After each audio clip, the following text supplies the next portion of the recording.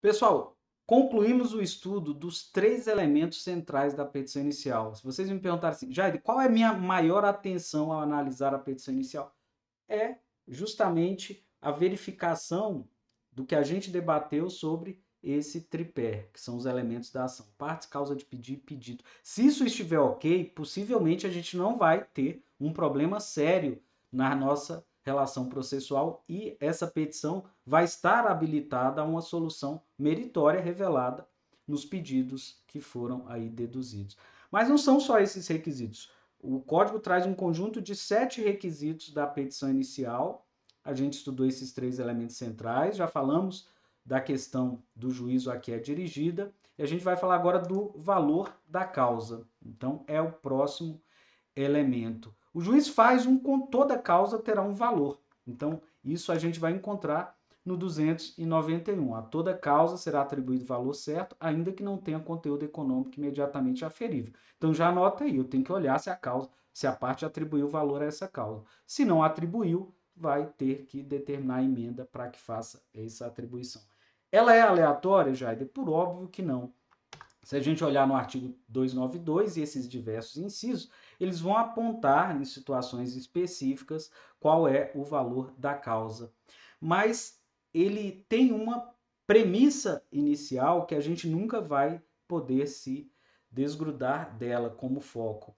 É que o valor da causa ele precisa estar refletindo o conteúdo, se existe um conteúdo econômico, qual é o valor econômico do bem da vida que está sendo ali discutido. E quando isso não tem uma correlação, a parte foge desse conteúdo econômico, por exemplo, se ela está reivindicando um imóvel, qual é o valor da causa? É o valor do imóvel, é o bem da vida, é o objeto que está ali sendo discutido. Esse valor da causa tem um desdobramento de um interesse público que ele serve como referencial para o cálculo das despesas, do valor das custas processuais que serão recolhidas, em regra, por essa parte, como adiantamento para a utilização desse serviço essencial disponibilizado pelo Estado. Então, há um componente no interesse público que revela a necessidade de um controle de ofício dessa petição inicial quanto a esse valor, para que eventualmente ele seja corrigido e essas custas sejam recolhidas ou complementadas. Atenção ao 292, parágrafo 3º, justamente que orienta o juiz nessa admissibilidade da petição inicial a fazer esse controle. O juiz corrigirá de ofício e por arbitramento o valor da causa quando verificar que não corresponde ao conteúdo patrimonial em discussão ou ao proveito econômico perseguido pelo autor, caso em que se procederá ao recolhimento das custas correspondentes. Presta atenção nessa parte aqui, ó. Ele fala de quê? De ofício e por arbitramento. Então, na realidade, se o juiz já detiver elementos para arbitrar o valor da causa, não precisa determinar a emenda, porque pode vir errado. Então, vamos pensar de uma forma mais racional o processo. Então, essa decisão inicial do juiz é uma correção de ofício que ele faz à petição inicial. Significa, o valor atribuído à causa não corresponde ao conteúdo econômico. Assim, corrijo de ofício o valor da causa para arbitrá-la em tanto. Intime-se à parte. Então, veja, o juiz faz uma correção de ofício da petição inicial. Tá aquela ideia de um juiz tão somente propositivo à parte, ele é substituído por um juiz que adota uma conduta já ativa no sentido de fazer essa correção. Então não precisa vir uma petição genuína de emenda. A emenda é formulada por nós mesmos, né, pela própria atuação jurisdicional. A única definição para a parte, a única exigência é que ela faça a complementação nesse recolhimento. E aí eu vou fazer uma pergunta interessante. Preclui para o juiz o controle de ofício desse valor da causa ao fazer a admissibilidade da petição inicial, porque o código ele não diz exatamente qual seria o limite na marcha processual para fazer esse controle. Então, só a título de compartilhamento de entendimento jurisprudencial do tema, olha lá sobre essa limitação temporal, o que o STJ traz aí como um precedente, desculpa, que é abordado nesse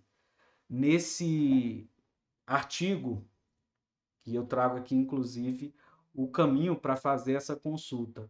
Olha lá, nessa obra aí do Guilherme Riso Amaral. Quanto ao momento em que o juiz deverá realizar a correção de ofício do valor da causa, embora não refira expressamente o dispositivo em comento, que é isso que a gente aí está comentando, aplica-se o entendimento do STJ existente sob a égide do CPC revogado, que pode o juiz proceder à correção de ofício do valor da causa somente até a sentença. Então, ainda que tenha ultrapassado, não há uma preclusão pró judicato nesse controle de ofício. Ele vai poder fazer lá no saneamento do processo ou, eventualmente, até no momento da sentença, como um capítulo próprio de correção. E isso pode ter uma repercussão, principalmente quando o juiz vai arbitrar os honorários advocatícios sobre, como referencial, como base de cálculo, o valor da causa.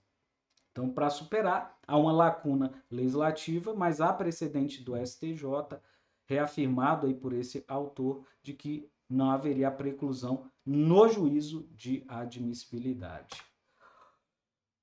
Gente, depois do valor da causa, qual é o outro requisito? É que a parte já indique, já revele ao juiz as provas que o autor pretende produzir.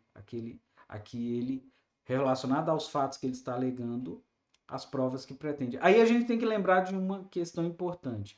Quanto à produção da prova documental, o código ele já se organiza de uma maneira racional e diz que a prova documental deve acompanhar as petições na fase postulatória.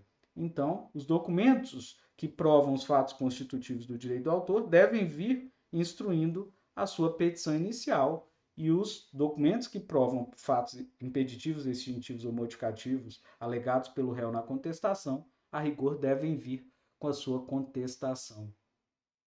Agora, o juiz ele detém poderes instrutórios. Ele deve buscar dentro do cenário pautar a sua decisão dentro da verdade real, da realidade, evitando ficções, a construção de soluções fictícias que não correspondam aos fatos como eles efetivamente ocorreram. Então, embora a parte tenha esse dever de instruir a petição inicial, o juiz poderá, inclusive, exigir outros documentos, ou instruindo a petição inicial, ou no decurso da relação processual. Então, fazer essa ressalva aí quanto à prova documental. Se são outras modalidades de prova, se for possível, o autor ele deverá já indicar quais os outros meios de prova que ele pretende se utilizar. Agora, lembrando que esse é um requisito que não deve focar qualquer determinação de emenda. Digo isso em razão de uma constatação bastante simples. Quando a gente chegar na decisão de saneamento ou organização do processo, em que o juiz delimitar os fatos controvertidos, ali sim o juiz deve oportunizar as partes que indiquem os meios de prova que pretendem se desincumbir do ônus que só naquele momento está sendo revelado. Porque muitas vezes o que o autor entende que é um fato incontroverso, que não haverá objeção da parte contrária, a parte ao se defender, eventualmente ele torna aquele fato controvertido. Então, esse aqui é tão somente um referencial, mas que não preclui para que o juiz, a parte faça essa especificação um pouco mais à frente. Muitos de nós, inclusive, ao fechar a fase postulatória, a gente dá um despacho que nem tem uma previsão expressa no código, que é para as partes especificarem ainda as provas que pretendem produzir, que seria uma complementação do que se exige já nessa petição inicial. E por fim, fechando aí os requisitos, a opção pela não realização da audiência de conciliação. Eu vou aprofundar isso quando a gente for falar do próximo passo, que é após a admissibilidade, a realização ou não da audiência de conciliação. Mas já reforçando aqui que esse não é um requisito que exige um controle nosso. Então, se você está fazendo alguma anotação, já disse. Já pode anotar requisitos 6 e 7. Eu não preciso me preocupar com isso aqui no momento da petição inicial. Se a parte ficou omissa em relação a esses requisitos, não há nenhuma necessidade de que eu foque nisso e determine uma emenda. Então veja que a emenda, a rigor, ela fica muito ligada, não sei se todo mundo consegue enxergar dentro desses 7 requisitos. Ao que, gente? Aos 3 elementos da ação que estão em vermelho. Partes, causa de pedir e pedido. Porque o valor da causa a gente pode corrigir de ofício, o juízo a que é dirigida as provas e a opção pela não realização, a omissão não enseja a rigor uma ordem de emenda. Ok? Então, isso já vai orientando a organização mental nossa ao olhar uma petição inicial, para que a gente não fique ali perdido. Sobre os documentos que devem acompanhar essa petição, 320 diz: além dos 7 requisitos do 319, deve-se juntar os documentos indispensáveis à propositura da ação. É uma cláusula um pouco aberta lá com nós, então a gente precisa, olhando para a nossa prática, identificar, individualizar o que eu preciso exigir agora e o que estaria somente na intenção da parte e ela tem a premissa de decidir por juntar ou não. Para ajudar um pouco isso aí, eu trago essa ementa aqui do STJ, que eu acho que ela orienta muito bem essa nossa atuação no juízo de admissibilidade. Olha lá.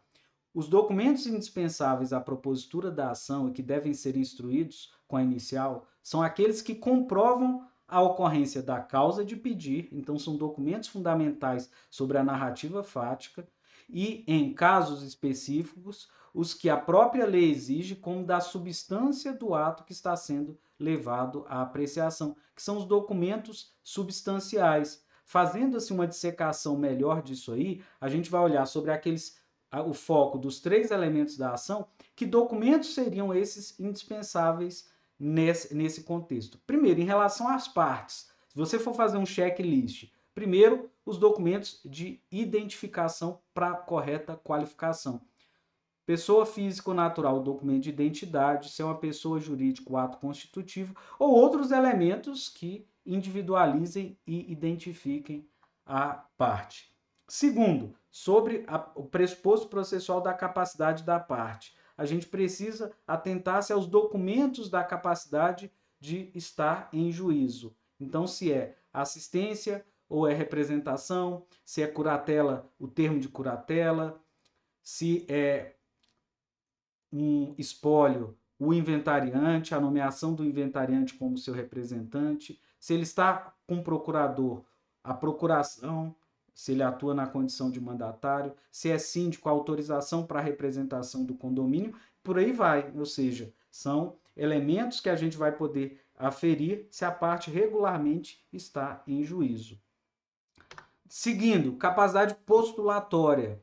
A gente precisa verificar a regularidade da procuração. Há um instrumento procuratório que confere àquele advogado efetivamente o poder de atuação. Lembrar que no processo eletrônico nós não vamos conseguir exigir documentos originais, nós vamos simplesmente ter esse documento muitas vezes digitalizados ou com assinatura digital. Lembrar que a assinatura digital legalmente ela tem o valor inquestionável. Nós não poderemos exigir outra assinatura que não seja aquela eletrônica. Mas a procuração a gente vai ter que verificar se naquele instrumento de mandato está regularmente constituído aquele procurador pela pessoa que titulariza a relação jurídica, a parte autora, ainda que ela venha assistida ou representada aí pelo seu representante legal.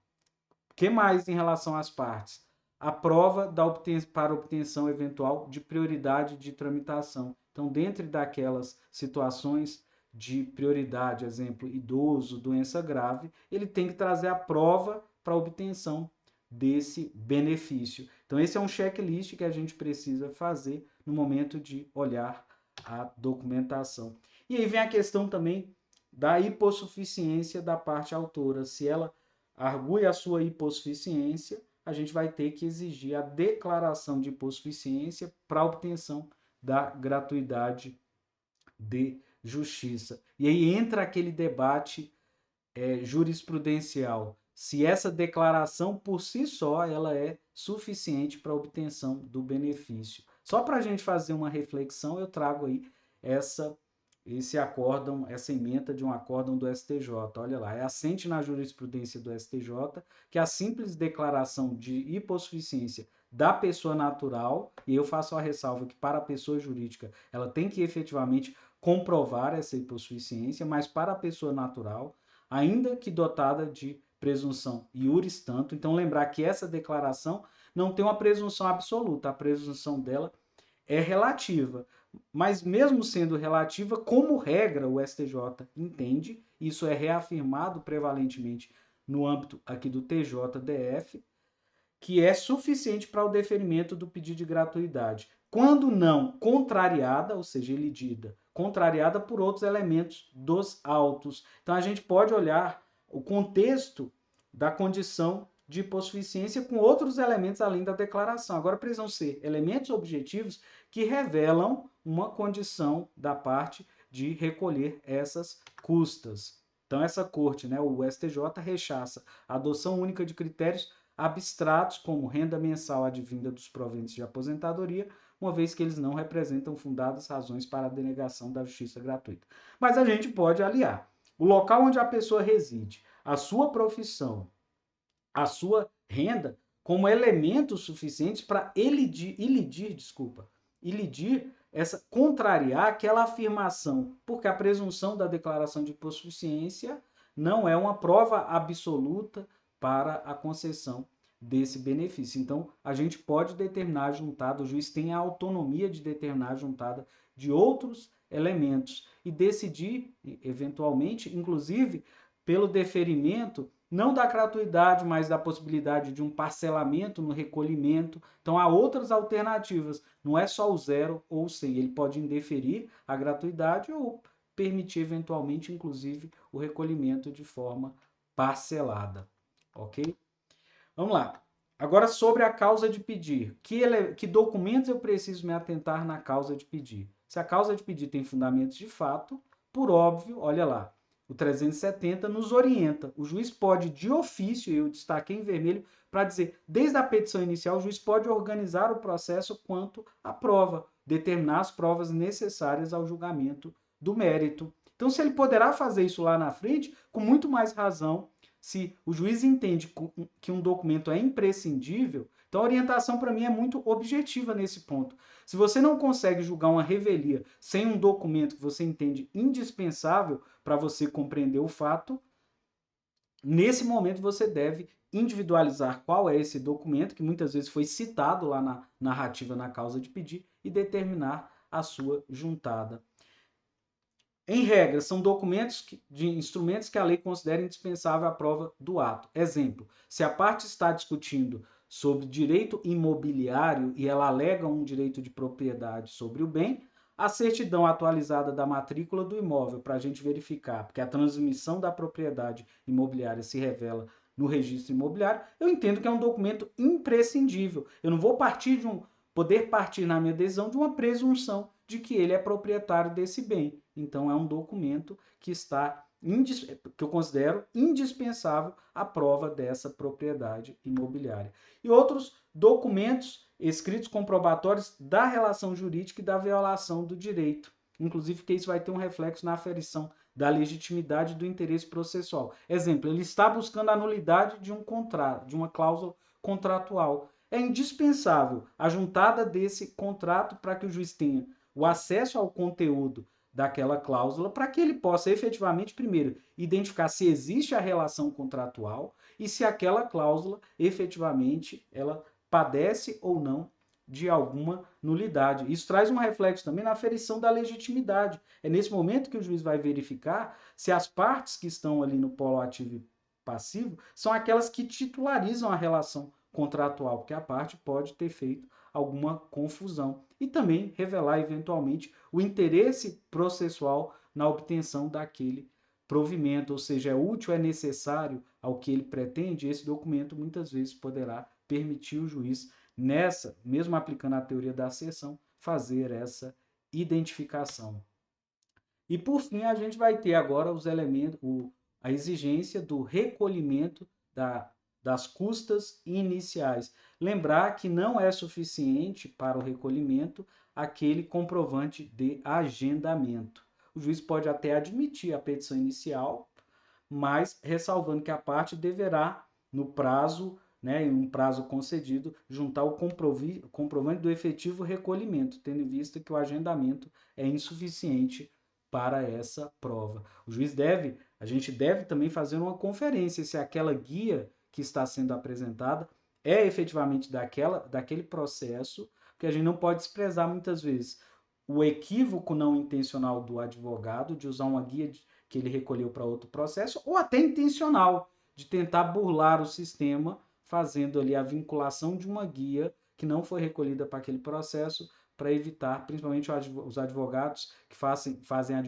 advocacia de massa, muitas vezes eles ajuizam ações similares em relação a vários autores e eles poderiam eventualmente ali utilizar uma guia que já foi recolhida para o ajuizamento de uma outra ação. Então esse é um controle. Dentro do conteúdo da guia, a gente tem uma atenção especial se o valor da causa que está atribuído e a classe processual estão corretas, porque isso gera um reflexo imediato e direto no valor das custas iniciais. Então, se há algum defeito, a gente deve determinar essa emenda. Então, eu aqui fecho esse conteúdo de admissibilidade da petição inicial, trazendo assim um roteiro. Se eu for olhar para a petição inicial, fazer a admissibilidade, que pontos sensíveis, que sequência eu devo observar? Então, vem aqui. Primeiro, eu preciso, e muita gente não faz isso, mas eu sugiro, e é muito bom. Você vai ler uma petição inicial, eu gosto muito de fazer essa leitura aqui analisando e compreendendo os pedidos, porque eles são os pedidos que vão marcar a causa de pedir e a legitimação das partes. Então, se você já leu os pedidos, ao você ler a causa de pedir, você vai identificar se há ali elementos suficientes para aquele pedido ou não. Então, assim, uma sugestão minha, faça essa experiência. Leia primeiro os pedidos e depois venha lendo a causa de pedir. E por último, então olha lá, analisei e entendi os pedidos. Agora eu leio a causa de pedir para ver se há uma conexão direta com aquele pedido. E aí eu analiso, por fim, se as partes no processo estão legitimadas, se está corretamente identificado e qualificado, se aquela parte detém capacidade de ser parte, capacidade de estar em juízo e capacidade postulatória, se tem legitimação para a causa e interesse de agir, o interesse de agir nesse binômio. O processo é útil e necessário para a pretensão que ela apresentou. Depois eu vou fazer uma análise dentro disso da competência do juízo. Então, se houver uma incompetência absoluta, é o momento de fazer uma decisão de declínio. Eu vou analisar o valor da causa e determinar eventual correção de ofício na minha decisão. Eu vou analisar eventual pedido de gratuidade de justiça, se houver formulação nesse sentido, ou pedido de prioridade, né, análise de eventual tramitação prioritária, e vou conferir a guia de custas e o respectivo recolhimento. E, por fim, eu vou fazer a análise da documentação para verificação se falta algum documento que eu considero indispensável para a admissibilidade daquela causa e para um julgamento. Sempre na perspectiva prática, olhando. Se houver a revelia, eu tenho documentos suficientes para, mesmo considerando a presunção de veracidade dos fatos, julgar? Se não, é o momento de exigir a juntada desse documento. Então, esse aqui é um roteiro. Se você vai fazer lá um checklist na vara, eu queria fechar esse bloco dizendo isso. Isso aqui talvez seja uma boa orientação para a gente não ficar trabalhando de uma maneira muito abstrata no momento de fazer a admissibilidade. Se eu der um ok a todos esses requisitos, significa que, em regra, a minha petição inicial está adequada, ela deve ser admitida. Tá, gente? Para esse bloco por aqui, concluindo a análise, com isso a gente concluiu a análise da admissibilidade da petição.